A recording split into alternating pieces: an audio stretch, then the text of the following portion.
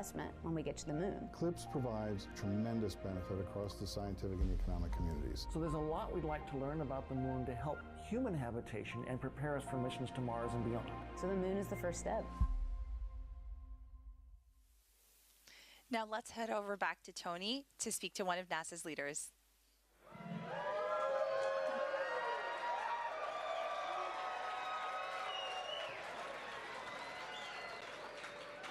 Hey, thank you so much, Nilüfer. You know, it's always an honor to be joined by NASA leadership, and joining me now is NASA Acting Administrator Janet Petro. Janet, how are you feeling with less than 24 minutes to go until landing? I can't tell you how excited I am right now to get to be here and experience the landing on the moon. What that's coming up is very, very exciting. So I'm very excited for this moment. Same here. Now, Janet, can you tell us why it's important that we maintain an American presence on the moon? Well, I think this administration really wants to keep America first. And I think the way that we keep America first is by dominating in all the domains of space. And the space domain of space we're going to capture recently tonight is going to be on the surface of the moon and around the moon. So as long as we keep dominating that space, I think we're going to be putting America first. We're going to make America proud. We're doing this for the U.S. citizens. So very exciting, and I really think we need to keep pushing forward. And as it's been described all this evening, the Commercial Lunar Payload Services, this program, which marries NASA, a little bit of seed money with the commercial private industry, bringing them forward, building that lunar economy. Building that economy is what's going to make us dominate in and around the moon, so we've got to do it. That's very well said. Now, you know, on this mission, what are you most looking forward to learning about from all the NASA science that's flying aboard? So there's a lot of NASA science. You've heard that multiple times tonight. And you heard about the, the study of the lunar surface and the soil and all that. But the one payload that I'm most excited about is the electrodynamic dust shield, because it was that technology was developed at the Kennedy Space Center, and I know that team everyone remembers from Apollo the difficulty of all the dust and how it would cover the cameras and on the vehicle itself and the solar panels. And so by having this electrodynamic dust shield, it'll prove out that technology, which the dust will not be a problem, hopefully, as we go forward. You know, I'm really excited of learning of that one myself. And just like you, I'm also a Kennedy gal, so huge shout out to the EDS team. Now, Janet, is there any message you'd like to say to our public here as we get ready to land on the moon? Yeah, I would say thank you to everybody for their support. And I would also in particular like to thank the Firefly team.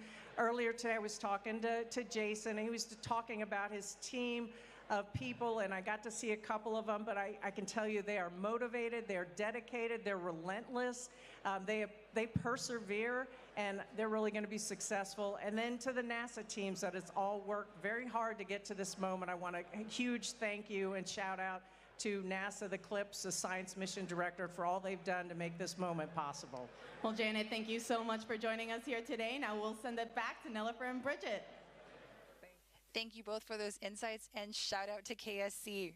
We are now in the final moments of descent. If you're just joining us, this is the NASA Firefly lunar landing broadcast for Blue Ghost Mission 1 as part of the agency's Commercial Lunar Payload Services, or CLPS initiative. With just less than 21 minutes before touching down on the lunar surface, the team is planning to conduct that final go, no-go poll for the powered descent initiation, or PDI, in about 5 minutes. Now, while we get ready for that, I know there are a few more steps before the actual touchdown. What can we expect in the upcoming descent phases?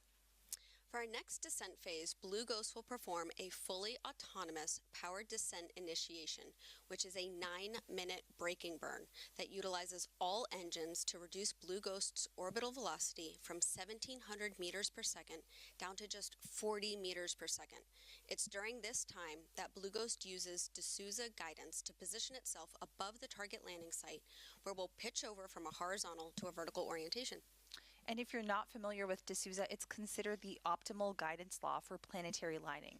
And Christopher D'Souza is credited for this. D'Souza's model is actually very similar to the guidance model used during the Apollo moon landings. Exactly. And during the D'Souza guidance phase, Blue Ghost is fully autonomous. No pressure. We won't be sending any more commands to the vehicle until we touch down on the surface. We trust the lander to do what she was designed to do. Following D'Souza, Blue Ghost will enter the terminal guidance phase at T-minus 100 seconds to touchdown. Blue Ghost's main engine will shut off and our RCS thrusters will perform the final descent by pulsing as needed to reduce our descent rate down to just 1 meter per second. So it's like a slow walking speed.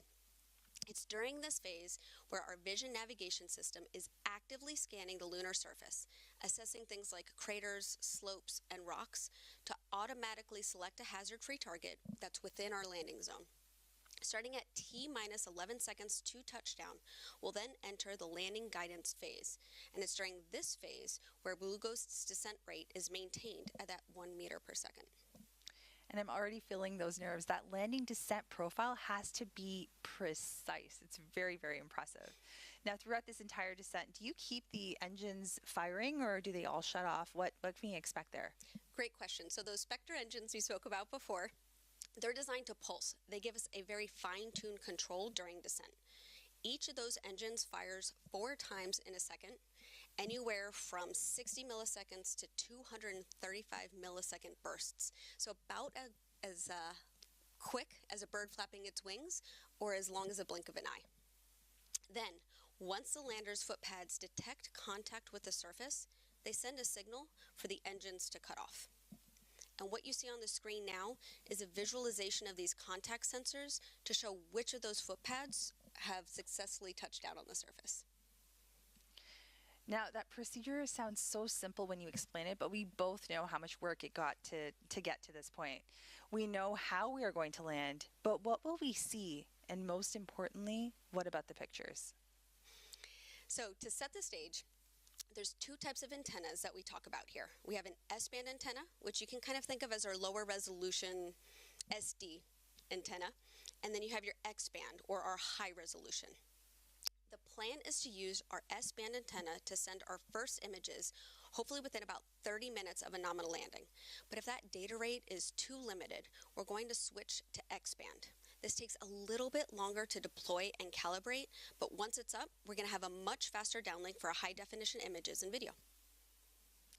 So that was really helpful, and hopefully we can expect those images to come in shortly after we touch down on the lunar surface. So at this point in time, we got a little preview of that landing sequence, and thank you so much for sharing what we can expect. I'm really excited to see those first images. Step 47.2. So we heard that call for that go, no-go poll. Teams have been training for this mission and are now getting ready for that go, no-go poll ahead of that PDI we talked about, or that powered descent initiation. Here's what to expect now. If the poll's a no-go, Firefly does have another opportunity to do another orbit around the moon. All common ops. SLU has begun to our final descent vector. 1 minute until SLU completion. GNC verifies step 46.2. So as I was saying, based on how this goes, if we are a no-go, then we have another shot at orbiting the moon and doing a powered descent initiation. But if we're go, Blue Ghost will take the wheel and perform that autonomous descent operation Bridget just went over with us. Now let's go. Verifies step 46.3. We're going to go All ahead. count on ops, 5 minutes to power the descent ignition. Perfect. We heard that 5-minute call out. Consoles 1 minute away from PDI go-no-go poll. Step 47.2. Let's tune into the Mission Operations Center and listen for that poll.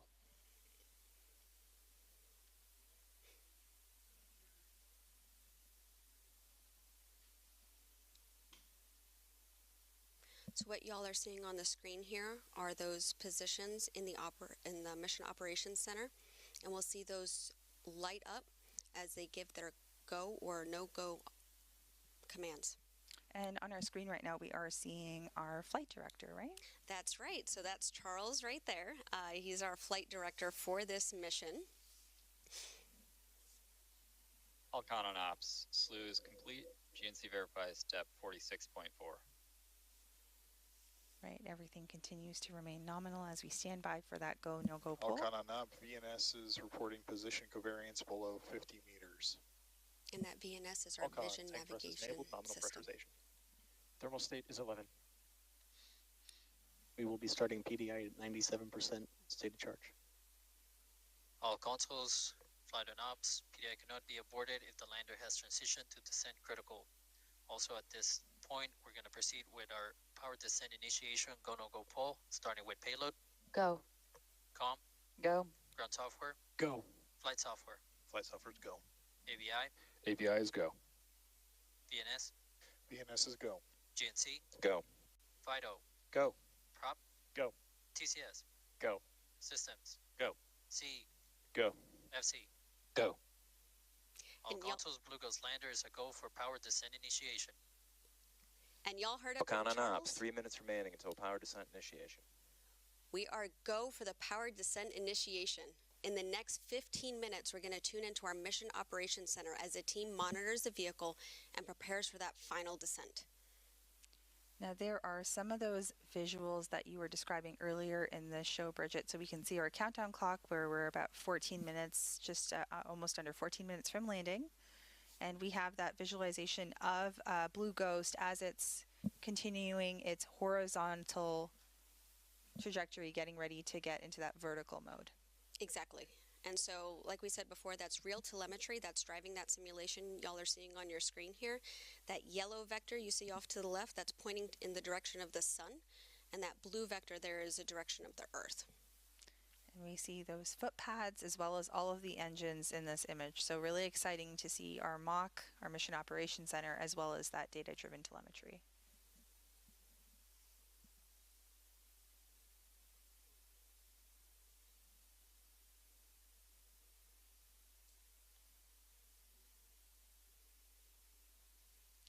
All right, if you are just... Alcan on ops, 2 minutes remaining to power descent initiation.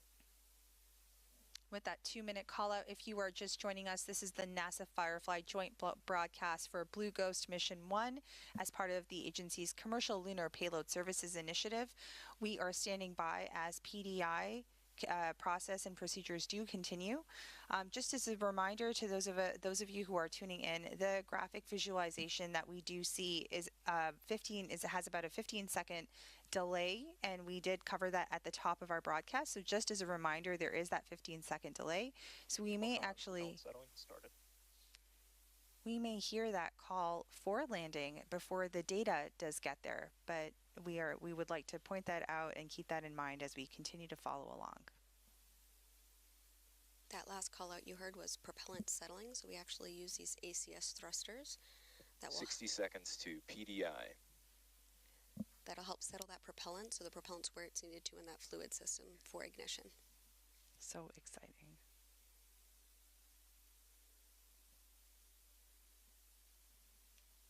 Fun fact, we actually use those ACS thrusters on our Alpha launch vehicle as well.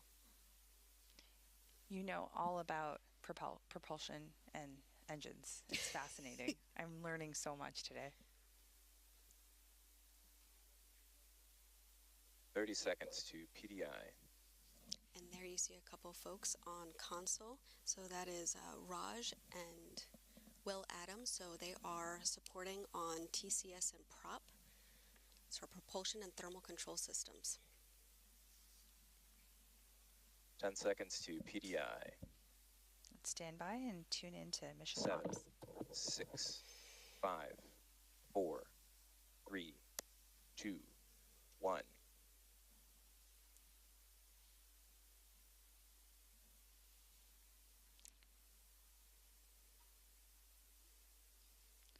So the lander is performing that 9-minute powered descent initiation using all of its engines to reduce. And you can see that on the simulation right there with Main the engine engines on. going. Main engine is on. We see that Descent critical. call All outs going consoles, on. flight and ops, and abort is no longer possible. Right, teams have been practicing for this moment, and we see that taking place right now. And this is where the lander is positioning itself closer and Ignition closer. temperature's nominal. Nominal callouts. Guidance mode, D'Souza, 48.1 confirm. And you heard that D'Souza guidance. Attitude and rate errors look like they converge back to nominal after the transition. Current draw is nominal. Tank pressures are stable, prop is nominal. And remember, this burn lasts VNS is stable, nominal. about 9 minutes. Navigation filter is well behaved. We love when things are well behaved. Exactly.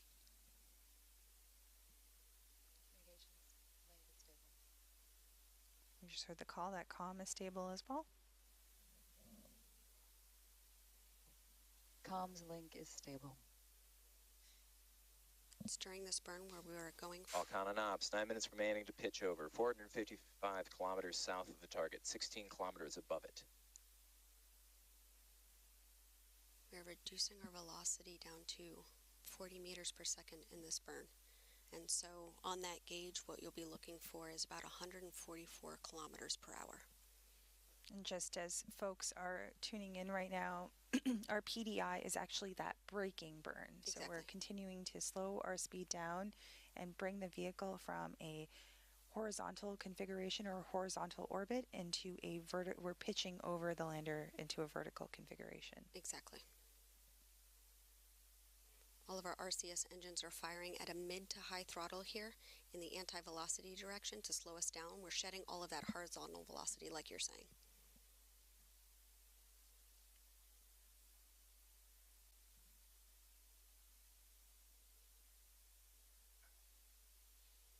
Eight minutes remaining to pitch over. 370 kilometers south of the target, 17 kilometers up. So 1 minute completed of that 9-minute braking burn. Attitude and rate errors remain nominal. Alcon and Ops, VNS is passing over a shadow. And so what you guys see on the screen here is that graph taking us through all of the different phases into landing. We are in that power descent initiation. VNS is past the shadow and returning to lower covariance. Main engine temperatures continue to rise nominally.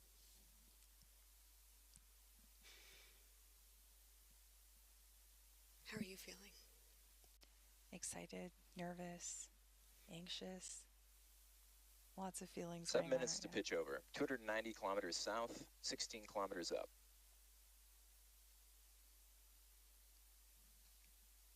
GNC flight and ops, verify 48.2 when ready. Wilco.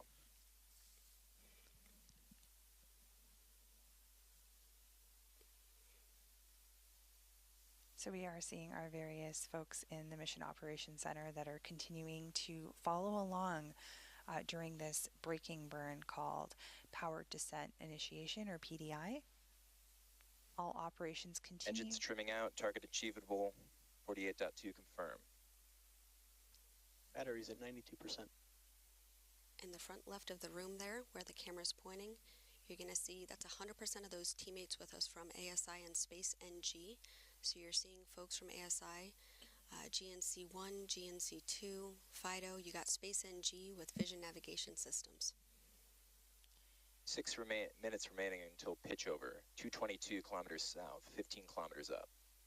All right, we can hear that number. VNS is crossing over the final ridge as we enter the Mare Crisium. We're getting closer and closer to our landing site, Mare Crisium, on the northeast part of the moon, on the side that faces us here on Earth. Now there is a NASA console position as well. That's right. They're on the opposite side of the room, probably in the corner the camera can't see right here. And that's to conduct all of the 10 payload surface operations over the course of the next 14 Earth days or 1 lunar day. That's right. And I think that's Farah, Navigation right? filter looks nominal, and Star Tracker is still in lock. So she's sitting in our payload seat. So she is. She's been phenomenal on this Power mission, is nominal. and she's been with all of the payloads since the beginning. I remember interviewing her for our podcast, and she was phenomenal. She knows these payloads like the back of her hand. 5 minutes remaining until pitch over. 140 kilometers south, 13 kilometers up. So Farah's there tracking the health of the payloads and making sure everything is performing as expected? Absolutely, yep. And we actually have 3 payloads on site for landing.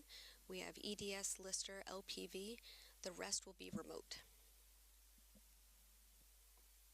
So 3 out of the 10 payload teams are currently near the Mission Operations Center on site, and the remainders have their own control centers in other locations.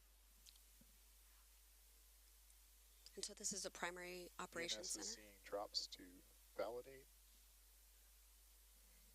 They back to global. There's some backup rooms upstairs too for secondary, tertiary, and extra data review.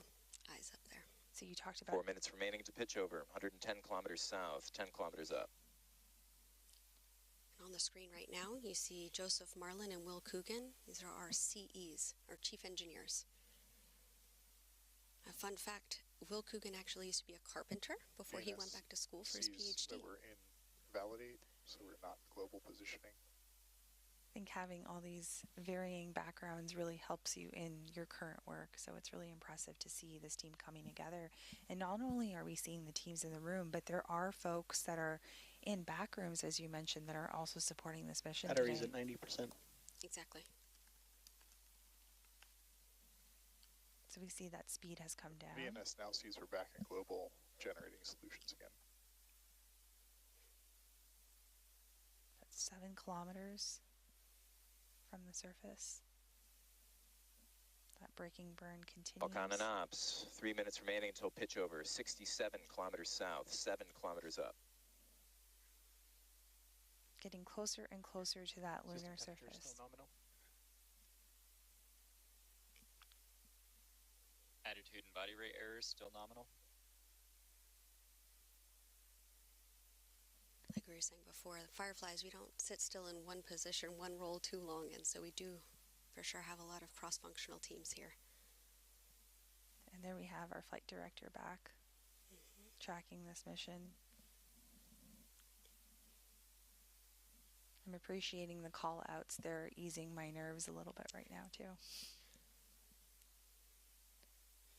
So that spacecraft, as you can see on the graph right now, is getting ready to continue that braking burn and that pitch over to put it in that VNS vertical. is reporting position covariance below 25 meters.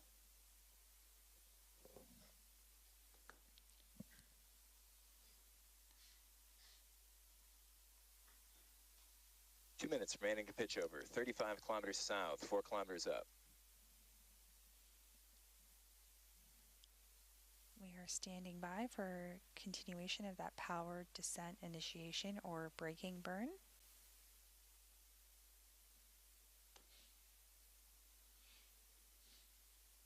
This is where all engines are firing to pitch GNC over. fighter ops, verify 48.3 when ready. That was Charles. Do you know what seat's missing, what subsystem? What are we missing? Structures. Flight laser rangefinder has measurements. VNS reports position covariance at 10 meters. 1 minute remaining until pitch over. 13 kilometers south, 2 kilometers up. We'll actually add in that mechanisms and structures seat Power is nominal. right after landing. Alex Kaplan is our engineer there, and he's designed all 3 mechanisms on board the lander that he helped also build and test. Those subsystems become much more prominent after landing, so we'll see him come in later. So we do see that graphic come up we talked about a little later with the lander foot pad, so our contact legs will turn. VNS position covariance below 5 meters. 30 seconds remaining to pitch over. 4 kilometers south, 900 meters up. So those will turn blue once we've confirmed some level of contact. And we'll continue to track as we get closer and closer to the lunar surface over the course of the completion of this PDI. You can see the graphic on the screen demonstrating that Blue Ghost is getting into that vertical configuration and doing that pitch over as expected. Man engine off. Terminal guidance. 500 meters up. Batteries at 87%. All right, from here on out, it is just going to be those 400 Spectra meters. Now, just as a reminder, those Spectra engines that we see firing right now on our GNC screen, and VNS flight on ops, verify 49.2 and ready. they are doing those pulses. VNS is in relative. 260 meters up. First redirect occurred, 98 meters from original target. 1 minute remaining in flight. The vehicle is converged on its commanded descent profile. All right, so we are in that autonomous phase that you had described to us. She is ready and has been preparing for this. You're going to hear a lot of call-outs here about vision navigation solutions, laser Seconds remaining in rangefinder, terminal. 100 meters up. And let's health just systems. Navigation filter is still healthy. Second hazard avoidance occurred, 5 meters from previous target. 50 meters up. 30 seconds remaining in flight.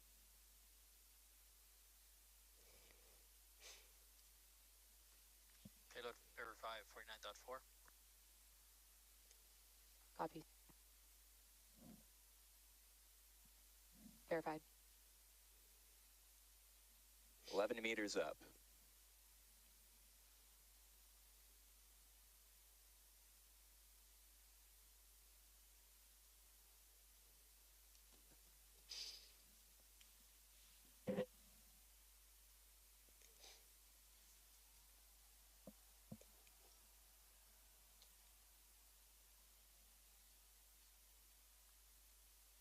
Vehicle in shutdown. 3 contact sensors tripped. Engine shutdown confirmed.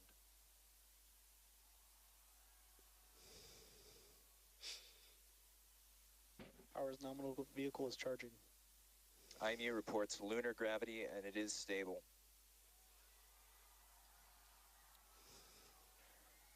Khan, Chief Engineer on Ops. Y'all select the landing. We're on the moon.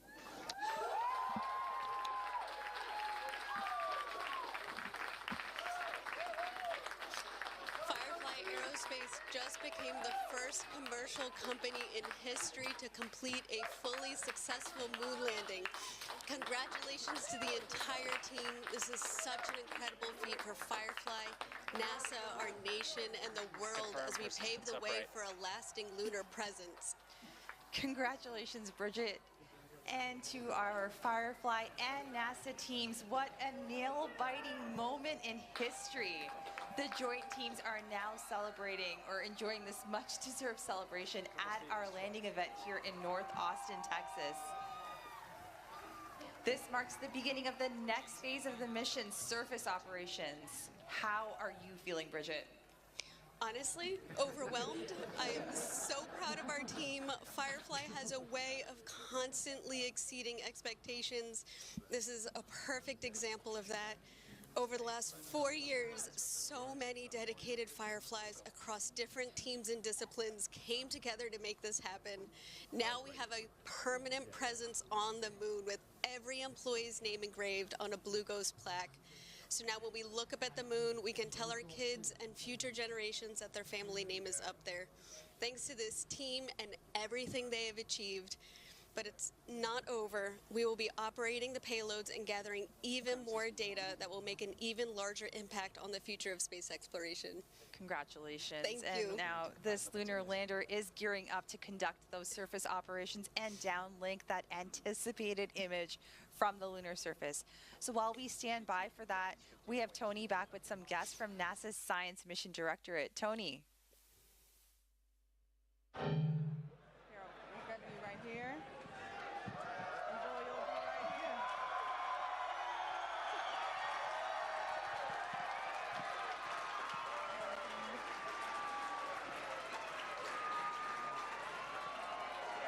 Well, come. Thank you, Nilüfer and Bridget. Now joining us is Associate Administrator for the Science Mission Directorate, Nikki Fox, and then the Deputy Associate Administrator for Exploration with NASA Science Mission Director, Joel Kearns. Nikki, Joel, I mean, what a momentous occasion. How are you guys feeling? We're on the moon!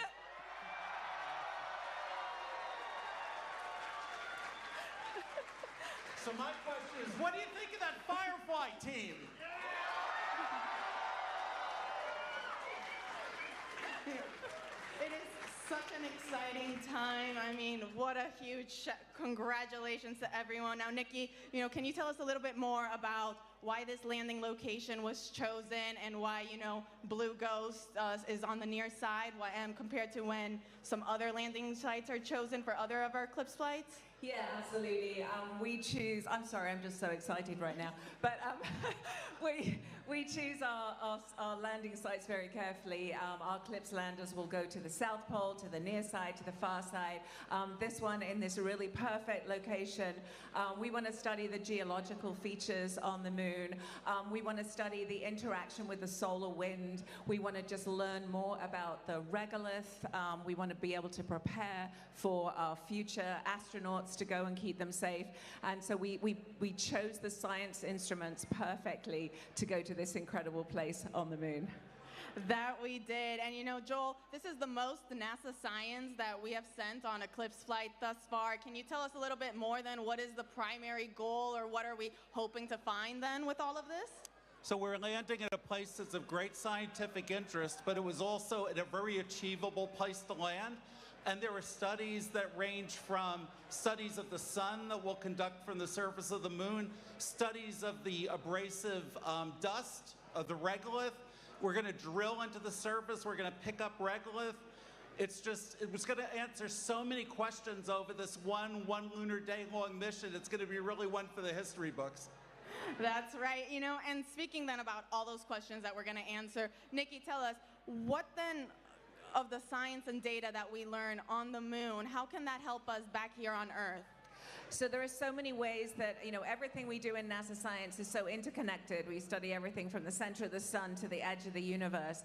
Right now, focusing on the moon, learning more about particularly things like, how that regolith, how it sort of interacts when we land, what the plume looks like, how sticky it is, if we can clean it off those surfaces, just telling us all about that. For us here on Earth, all this technology that we're sending up to the moon continually all has real-world applications as well. And so everything that we do, coming back and serving humanity and inspiring the world with NASA science. That's right, we sure are. That's really fascinating. Talking more about, some of the scientific instruments that we're sending. As we know, Joel, some of those science instruments have flown on prior Eclipse flights, and they're also scheduled to fly on future ones. Why is that? Why do we choose some of the same instruments for certain flights and different ones for others?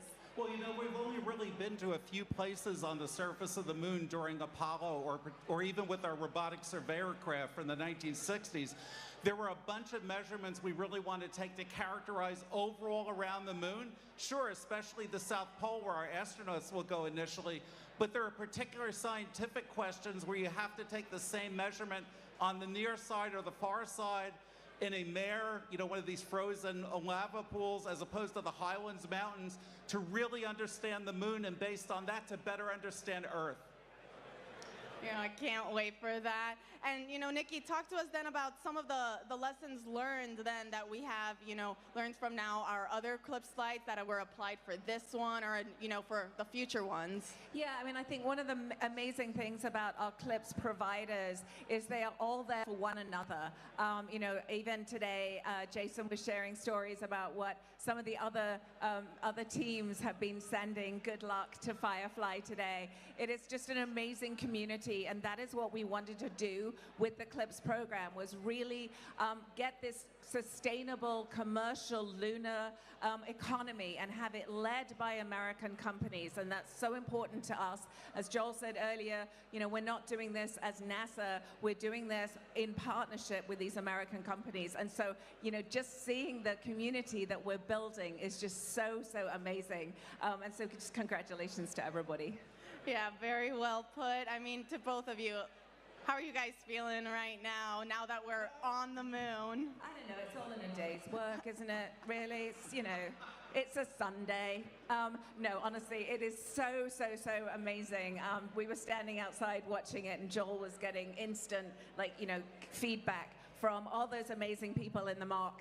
And it's just incredible it was just I don't know, seeing it come down and then you're suddenly like, oh my God, it's 5 kilometers above the surface. And so it's just an amazing, amazing achievement. I am so proud of everyone in this room because you all had a part in putting this lander on the moon. Whether you're a Firefly or whether you're a family member of a Firefly or whether you're a member of the amazing NASA science team, congratulations.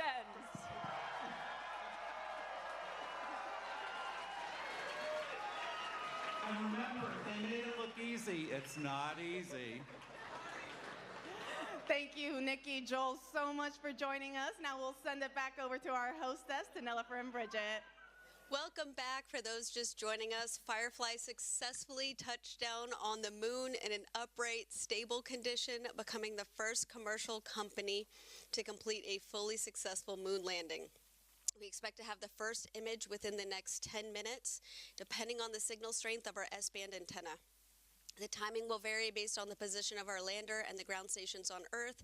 If the S-band data rate is limited, we'll likely need to switch over to that X-band antenna, which needs to be deployed and calibrated. At that point, we'll plan to share the first image during our press conference in a few hours. And I don't know about you, but we're on the edge of our seat waiting for these first pictures. How are you, or how does it feel knowing that Firefly is leaving their mark on the moon? I don't think there's another feeling that even remotely compares to this right now. I'm sure you've been... So, you know what? I have to ask, because we talked all about the engines. We saw that great visual data telemetry. I know you have something else to show us. Do you have anything else I always have goodies. I always have props. You did work on our engines. We love hardware here.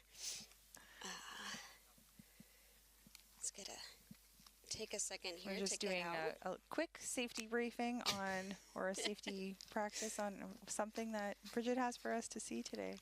Oh, this is cool. It is cool. Oh, let's move this out of the way here. All right, so I love talking about Spectre. This is that 200 Newton Hypergol engine. You will notice I am wearing gloves. Right. The Hypergol propellant is actually a toxic propellant, and while this has been completely decontaminated, we still want to take safety precautions just in case. But yeah, you can tell that so there are, if you want to actually show on that lander, but there are 8 of these engines on the lander. Okay. So we have pairs on each side. Right there. All right. Exactly. Okay, so we see our 8, and those are the Spectre engines that we see right here. Got it. And then these it's a biprop engine, so we have 2 different propellants here. Okay. And because it's Hypergol, we don't need a third ignition source. They just ignite on contact with each other, which is pretty cool. And these are our Kraken main valves. We love to have fun names here at Firefly. And then it'll go through the injector here, combust in that thrust chamber, and then expand out through the nozzle. It's pretty impressive. So this is what the team designed, developed, tested, and built in about a 2-year time frame. And these 8 Spectre engines, those were the ones that were firing in those quick pulses, like you described, like a bird flapping its wings or at the blink of an eye. Exactly. So they just continue to iterate and pulse just like that. You've taught me a thing or two on these engines. I really appreciate that, Bridget. So how are you going to be celebrating this moment with your family, with your friends, with your fellow Fireflies? I'm going to go home and give my kids a great big hug, first off, and then maybe sleep a little bit. All right, and so while we wait for that photo to come in, we're going to go back and check into the stage with Tony. Hey, thank you, Bridget. We are now here with Jason Kim, the Chief Executive Officer for Firefly. Jason, congrats on landing on the moon. Congrats to all of our Fireflies. How does it feel? How is it, how are you and the Firefly teams feeling right now? They're just fired up right now in the mission control room. I mean, they were just pent up, holding it all in because they were calm and collective and cool the whole time. Every single thing was clockwork, even when we landed. And then after we saw everything was stable and upright, they were fired up. They were fired up. We got some moon dust on our boots. That's awesome. Awesome. And now you can use the EDS shield, EDS payload to take that off. Yes, I love that EDS payload. I love all the payloads. Absolutely. We love all 10 NASA payloads. That's right. You know, Jason, this is Firefly's first moon landing. What message would you like to give to the team that have worked so hard on this mission? Well, I'm just in awe of all of them. I've been that way since I, witnessed the company, during their launches, and then finally with this whole campaign. I'm just in awe of all of our Fireflies and just all the hard work that they put into this, all the extra sacrifices they did from their family and friends. So thank you to all the family and friends. All that design work, all the testing, all that simulation, it finally paid off. And we're just so glad and happy for our team. Absolutely. And now, you're on the moon. I mean, Blue Ghost is finally on the moon. What do you think, or what do you hope that this mission means, or this message sends to all the aspiring and future engineers and scientists that are looking to one day enter the aerospace industry? Well, if you look at everybody in that mission control room and everybody at our company, you don't have to always be a rocket scientist, although we have some great ones at the company. We have people from all walks of life. And in that control room, people that started off with music careers or seamstress or welders, they're all from all kinds of careers, and they just landed on the moon. So, we hope this inspires the next generation of kids and STEM, K through 12, because, have them dream big. You never know where you're gonna land. We just landed on the moon. So, we hope that the Fireflies today inspired a whole generation. That's right. There's space for everyone in space. That's right. Especially in Texas. It was discussed earlier, Firefly not only develops lunar landers, but you guys also build and launch rockets. Can you tell us a little bit more about what else is in store for the Firefly team? Well, right after this, we're going to get ready for our first launch of the year. We're going to launch our 1-ton rocket called Alpha. It's America's rocket, and we're going to launch Lockheed Martin's LM-400. It's their mid-class satellite. It's a beast, and we're just honored to launch that satellite. And we're going to launch multiple times this year. Things like Victus Haze for True Anomaly, and there's other Space Force missions that we have. So we're going to continue to launch at cadence, and then we're delivering our medium launch vehicle first stage by the end of the year. We just finished our first stage LOX tanks, so we're incredibly proud of that. And then, we were working on Blue Ghost 2, Blue Ghost 3 as well, so we're not done. We're not finished with these moon missions. And, I think there's this Electra spacecraft that we don't hear too much about. That's a space maneuver vehicle, and we're going to launch the inaugural one this year for a responsive NRO mission.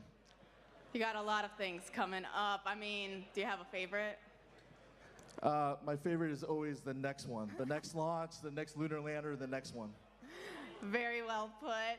I know we're all very much looking forward to that. Jason, thank you so much. I mean, everyone here is so excited. Can we get another cheer from the crowd?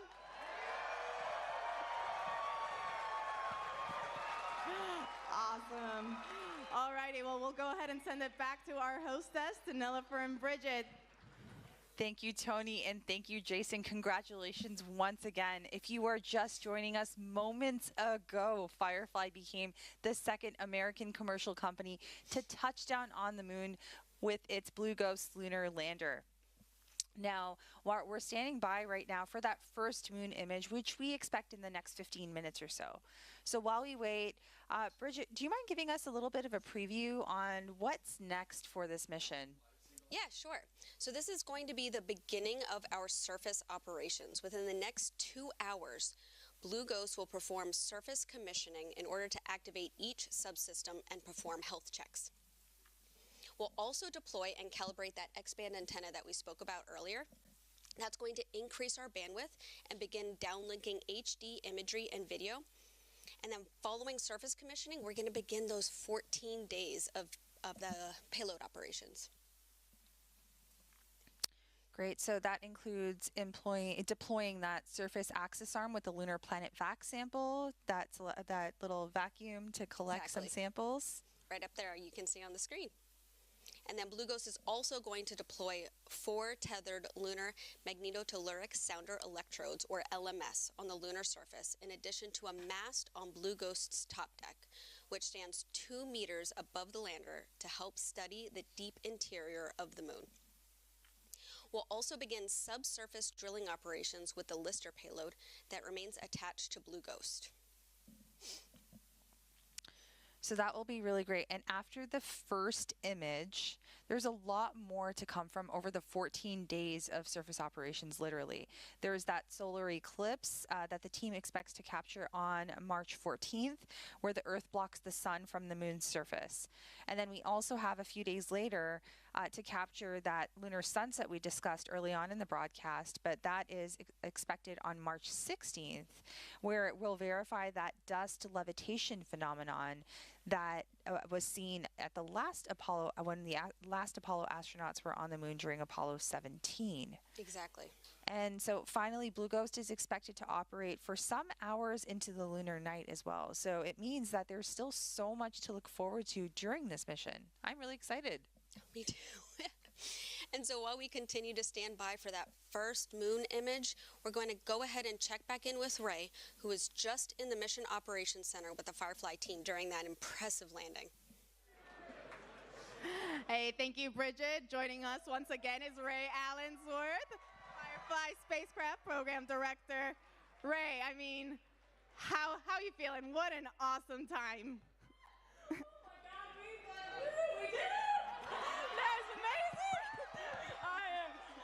My heart's beating so fast. I know, I can see that. It's so exciting. Yeah. You know, you were just in Firefly's Mission Operations Center. Can you tell us how everyone was feeling in that moment, what it was like? It was so quiet for just like, I mean, it was like a 9-minute burn, 12 minutes, like getting, through PDI, pitch over, and then you just hear these 4 call outs. And I think I'll just forever hear, like, our chief engineer, Will's, like, voice, like, we successfully landed on the moon, and then just everybody kind of lost their minds. I'm sure y'all did, too. Yeah. We sure did. It was great. Now Blue Ghost is on the moon. Yeah. What's the team doing now? So they're all business again, so I had to leave because I couldn't keep it together.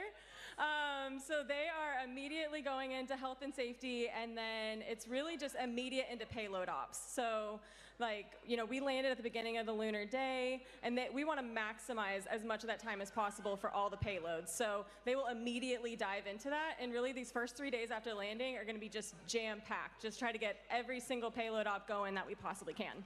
Can you talk to us a little bit more about those surface operations and now kind of some of the most exciting moments that we can look forward to while Blue Ghost is on the moon? Yeah, so I like to say that when we land on the moon, I think the lander kind of comes to life.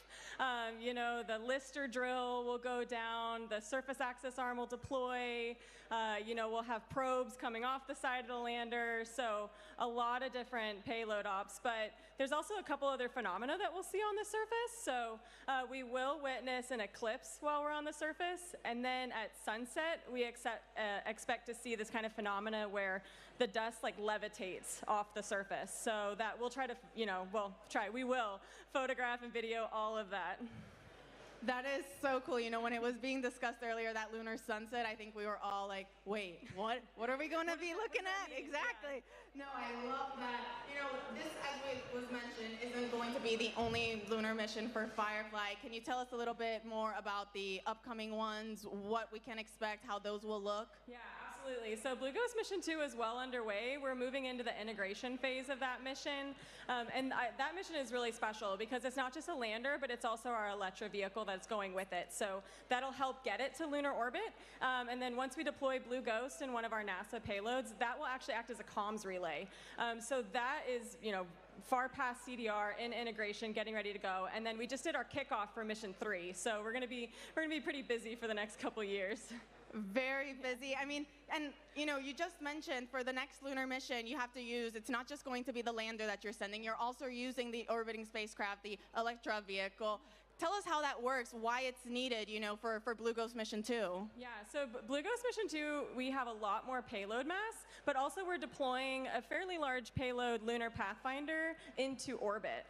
So, you know, the transfer stage will get that whole stack to lunar orbit once we deploy from the launch vehicle, and then it deploys LP, and then again, it's staying as a comms relay, so we'll be on the far side. So we're really designing that vehicle to be able to operate for 5 years. So it's a pretty robust vehicle, and it shares a lot of heritage from the lander. That's really cool. I cannot wait for that one to get underway. And as you mentioned, you know, the second mission, that's going to go to the far side. Are there any challenges or any differences, I guess, with landing, you know, right now on the near side compared to now for the next one that's going to be a different location? I think we know less about the far side, so, you know, we had a relatively good amount of data for our specific payload site for Mission 1. You know, we're landing equatorial far side on Mission 2, a little less familiar with that area, but really, it's really well suited for the payloads because they want it to be totally radio silent, so it's dark in that regard. So, yeah, I mean, we'll learn more about it as we go through integration and, you know, the mission ops phase for that mission. That is super exciting. I can't wait to learn about all the different things that, you know, you guys uncover along the way. Now, Ray, for you personally, I guess, what's next for you? You know, what are you going to be doing for the rest of this mission, or are you now full steam ahead on Blue Ghost Mission 2?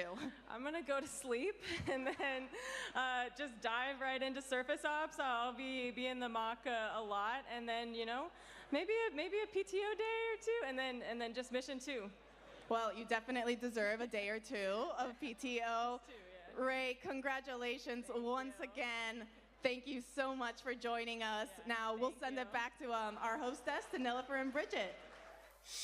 Thank you, Tony, and congratulations to both of you once again. In case you missed it just moments ago, Firefly successfully landed on the moon at 2:34 a.m. Central Time. The Blue Ghost lunar lander safely touched down in Mare Crisium, delivering those 10 NASA science and tech instruments. Now, we should just give a heads up that we do expect another image, or their first image rather, to come through in approximately the next 30 minutes. We are standing by for that. But let's talk a little bit more about what to expect and what took place over the course of the landing. So let's take a look at that incredible landing. Now that we're on the surface, we're, like I said,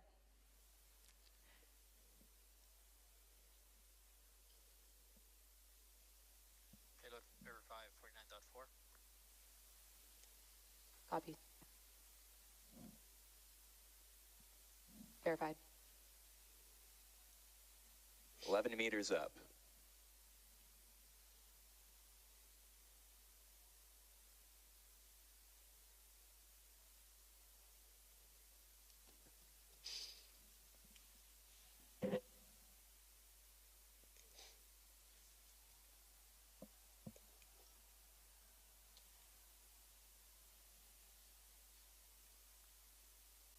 Vehicle and shutdown. 3 contact sensors tripped. Engine shutdown confirmed.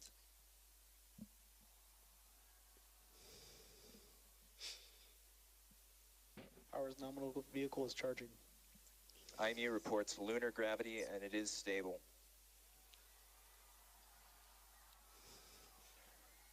Alcon, Chief Engineer on Ops.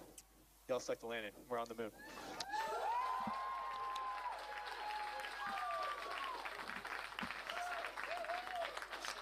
Firefly Aerospace just became the first commercial company in history to complete a fully successful moon landing. Congratulations to the entire team. This is such an incredible feat for Firefly, NASA, our nation, and the world as we pave the way for a lasting lunar presence. Congratulations, Bridget, and to our Firefly. So now we're on the surface and we're standing by, as I mentioned, for that first image, which should be ready in just some moments. But Blue Ghost is on the moon for the first time, and we know that image won't be the same quality that we've seen over the course of this mission or while it was in transit. And that's because she's just getting settled in her new home and getting all of the comms and things sorted out. Teams have been working towards this moment and will continue to stand by as we anticipate that image. We also want to check back in with Tony, who's with Chris Colbert. Tony? Thank Thank you, Nilofer. Joining me is Chris Colbert, manager for NASA's Commercial Lunar Payload Services Initiative. Chris, I mean, what a time to be alive. Woo! We did it! Congratulations, Firefly. Awesome job. That's right. Now, Chris, can you tell us why it's so important that NASA has the CLPS initiative and that we have multiple companies sending our NASA instruments to the moon? So CLPS was designed to help us learn how to go to the moon. We haven't done it in 60 years, and we're doing it a different way, utilizing commercial companies to get us there. We're using multiple commercial companies because we want to be able to fly a lot of missions relatively quickly. So we're hoping to get lower cost missions at a faster pace, and we just have proof it works. We landed on the moon almost perfectly. That's right. You know, and speaking of the moon, I guess, why the moon specifically? Like, why was that location chosen for CLPS as opposed to any other location in the universe? Well, let's start with the first part is because the moon is close. It's relatively easy to get to. We can get to it in just a few days. But it's also a key part of the Moon to Mars strategy for the agency, the Artemis program and getting humans back to the moon and on to Mars. Starting here with the smaller landers and letting us learn about the moon is a big part of what CLPS is for. You know, on that note, do you think then that CLPS could one day expand to cover other destinations like Mars? Well, what I think we're seeing here is that commercial companies are very successful. So we want to take advantage of those capabilities and the growing industrial base in the United States and the American companies, what they bring to the table to allow us to broaden our exploration. It's a key part of the Artemis strategy is to take advantage of commercial companies. And as we just proved tonight, they can do it. They can do it really well. That's right. You know, now that we have another commercial company on the moon, how does it feel to see this initiative underway and producing results? It's astounding. This is amazing. I can't say enough good words about the Firefly team. They did just such amazing work all the way through, and that was kind of a picture-perfect landing. Everything worked beautifully all the way through this mission. They knew what they were doing. They solved every problem that came in front of them. This is just an amazing feeling. It demonstrates that what NASA started with 5 years ago can work, that we can utilize these commercial companies at a fraction of our normal cost, and we can get to the moon. We've got another landing coming up in just 5 more days, and 6 more planned over the next 3 years. So we've got a lot of moons coming, and this works. That's right. I mean, you just mentioned we have another moon landing coming up very shortly. Can you tell us a little bit more about those future CLPS flights, what we can look forward to and when? Sure. So part of what we're doing here, Nikki Fox mentioned it earlier, we're helping learn more about the moon to prepare us for taking humans back.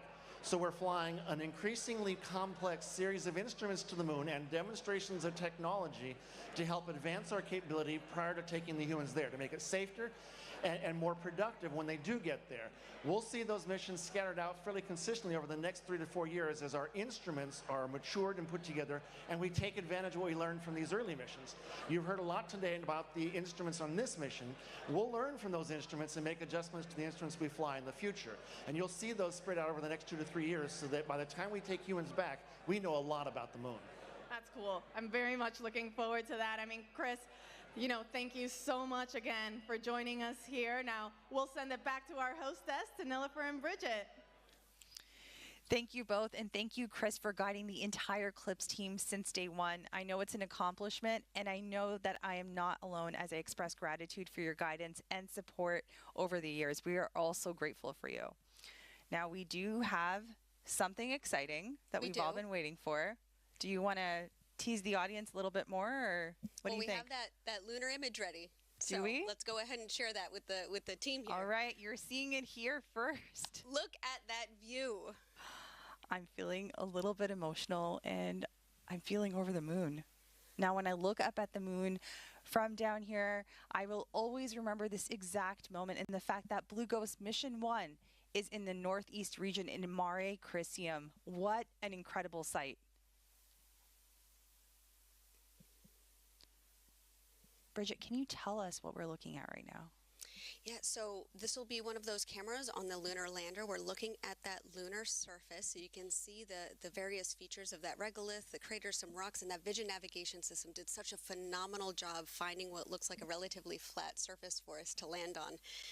And then obviously you can see some portion of our lander in that image as well. Now, this is that low quality image we anticipated, but Firefly expects to share more imagery and insights at the upcoming news briefing. That's right. We'll get that X-band imagery, and then we'll actually also be able to get that video from landing. Now, before we get ready to wrap, what else is next for Firefly, Bridget? In the coming weeks, Firefly is scheduled to launch Lockheed Martin's LM-400 satellite on our next Alpha rocket. The Firefly team is also gearing up for our next mission to the moon in 2026. And that mission is part of another NASA CLPS task order. But this time we're going to utilize a two-stage spacecraft configuration with Firefly's Blue Ghost lander with a stacked Elytra orbital vehicle to support operations in lunar orbit and on the far side of that moon. To learn more about the rest of Firefly's upcoming missions, you guys can always check out fireflyspace.com/missions. And I know NASA has a lot coming down the pipeline too. What do y'all have in store for us? We do. We are busy. So CLPS continues to be an example of how NASA is enabling commercial services at the moon to support long-term lunar exploration. We have more CLPS deliveries that are planned through 2028, and the next CLPS lunar landing is coming up. Intuitive Machines' IM-2 mission is just days away to landing on the moon on March 6th at Mons Mouton, which is near the moon's south pole, which you can follow on all of our NASA channels. On top of the next moon landing, we also have a launch. We're launching 2 new NASA science missions together in the coming days. NASA's newest space telescope, SphereX, and its rideshare Punch will lift off from Vandenberg Space Force Base in California. Now, then after that, we do have the launch of Crew 10 to the International Space Station, which is targeting no earlier than March 12th, as well as the return of Crew 9 shortly after. And beyond that, there's Artemis 2, the first crewed mission of the Orion spacecraft and Space Launch System rocket, which is scheduled for no later than April 2026. Bridget, it's been a privilege to sit next to you as we go through this historic moment, and we are looking forward to that all-important data that Blue Ghost will gather from the lunar surface. So thank you so much for joining us for this joint moon landing coverage of Firefly's Blue Ghost Mission 1, which delivered 10 NASA instruments to the northeast region of the near side of the moon. And that's going to be a wrap for us tonight. We are incredibly proud of what this team has accomplished today. We want to thank you all for joining us. Be sure to tune into the joint Firefly and NASA press conference that's set to begin at 4:30 a.m. Central or 5:30 a.m. Eastern on NASA Plus and Firefly YouTube. We do plan to share our HD imagery we talked about and that descent video during that time. And we'll also provide more in-depth updates on the mission ahead.